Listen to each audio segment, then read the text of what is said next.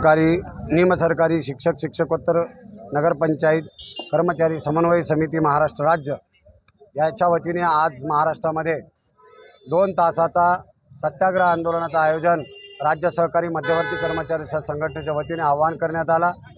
त्याच अनुषंगाने नांदेड या ठिकाणी आम्ही सर्व शासकीय निमशासकीय सर्व कर्मचारी बांधव यामध्ये मोठ्या प्रमाणामध्ये आम्ही सहभाग नोंदवलेला आहे। यामध्ये 2 तासाचा दखल शासनाने लवकरात लवकर घ्यावा असा आमचा विनंती आहे। आणि या 2 तासाचा काम बंद आंदोलनाचा दखल जर नाही घेतला तर लवकरच राज्य सहकारी मध्यवर्ती कर्मचारी संघटना 1 दिवसाचा लाक्षणिक संप असेल किंवा बेमुदत संपाचा असेल, हे दोन्ही विषय लवकरात लवकर राज्य कर्मचारी संघटना राज्य कार्यकारिणी संघटनेच्या माध्यमातून निर्णय घेण्यात येईल असं या ठिकाणी। सर्वात महत्त्वाची मागणी म्हणजे आमची पेन्शन, ज्या निवडणुकीपूर्वी याच सरकारनं दोन्ही सभागृहामध्ये मान्य केलेलं आहे, ते मान्य केल्यानंतर त्या अंमलबजावणी करावा, शासन निर्णय निर्गमित करावा, एवढा सर्वात मोठी आमची मागणी आहे। ही मागणी त्वरित करावा असा आमचा आग्रह मागणी आहे। महागाई भत्ता जवळपास 8 महिने आमचा उशिरानं त्यांनी काल परवा आम्ही निवेदन दिल्यामुळे त्यांनी दिलेले आहेत, परंतु 8 महिने सरकारनं घोटून ठेवलेलं आहे महागाई भत्तासुद्धा।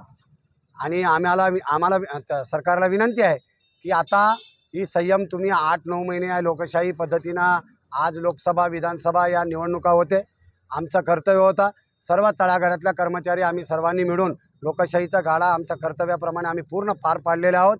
परंतु निवडणुकीपूर्वी ज्या काही आम्ही जुनी पेन्शन देण्याची सरकारनं आम्हाला आश्वासन दिलेलं आहे, माननीय तत्कालीन मुख्यमंत्री महोदय शिंदे सरांनी आम्हाला ज्या आश्वासन दिले त्याची पूर्तता करावा।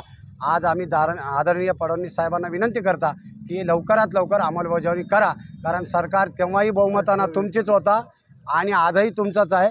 आणि लवकरात लवकर केंद्राप्रमाणे 8वा वेतन आयोगाचा घटित करावा, एवढा या 2 प्रमुख मागण्या आमचा जिव्हाळ्याचा आहे। ती भावना कर्मचाऱ्याचा समजून घ्या आणि या बहुमत आलेला आहे, तुम्ही करू शकता, तुमच्याकडे भरपूर ताकद आहे। तुम्ही कामगार कर्मचाऱ्यांचा संपूर्ण देशातल्या तळागाळातल्या कर्मचाऱ्यांचा सर्वांचा तुम्ही कल्याणकारी योजना राबवता, हेही कर्मचारी त्यामध्ये सिंहाचा वाटा आहे, त्याची अंमलबजावणी सर्व कर्मचारी करतात।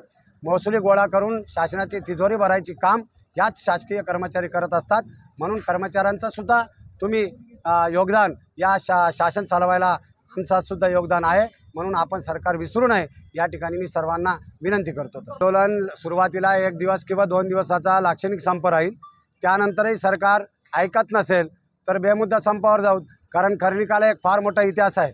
आम्ही कधीच सरकारला वेळ न देता कुठेही आडमुठ भूमिका घेत नाही, लोकशाही पद्धतीने सनदशीर मार्गाने टप्प्याटप्प्यानं आंदोलन करत असतो।